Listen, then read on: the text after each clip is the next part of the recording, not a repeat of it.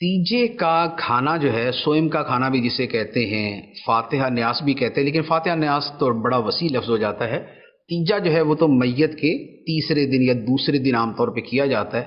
سوئم کا لفظ بھی سوئم بولا جاتا ہے، لیکن عام طور پہ دوسرے دن بھی ہوتا ہے، تیسرے دن بھی ہوتا ہے۔ تو دیکھیں، یہ جو کھانا ہوتا ہے اس کے بارے میں متعدد صورتیں ہو سکتی ہیں۔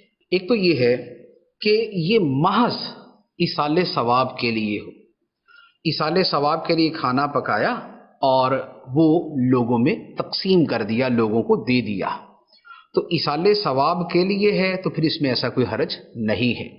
لیکن ایک یہ ہوتا ہے کہ یہ کھانا بطور دعوت کے کھلایا جاتا ہے۔ دعوت یہ ہے کہ باقاعدہ اچھا اہتمام کیا جاتا ہے اور لوگوں کو بلا بلا کے کھلایا جاتا ہے، یا ان کو روک روک کے کھلایا جاتا ہے، یا ان کو کہہ کہہ کے کھلایا جاتا ہے کہ جناب کھانا کھائے بغیر آپ نے نہیں جانا، دیکھیں کھانا پکا ہوا ہے، آپ کھانا کھا کے جائیے گا۔ تو یہ جو دعوت دے کے یوں بلایا جاتا ہے، یہ کھانا دعوت میت کہلاتا ہے۔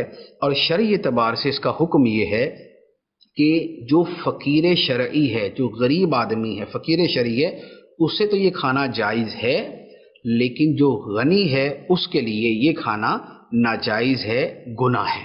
تو لہذا اگر دعوت میت کی صورت ہے تو اس کا حکم جدا ہو جائے گا، اور اگر محض ایصال ثواب کی صورت ہے تو اس کا حکم جدا ہو جائے گا۔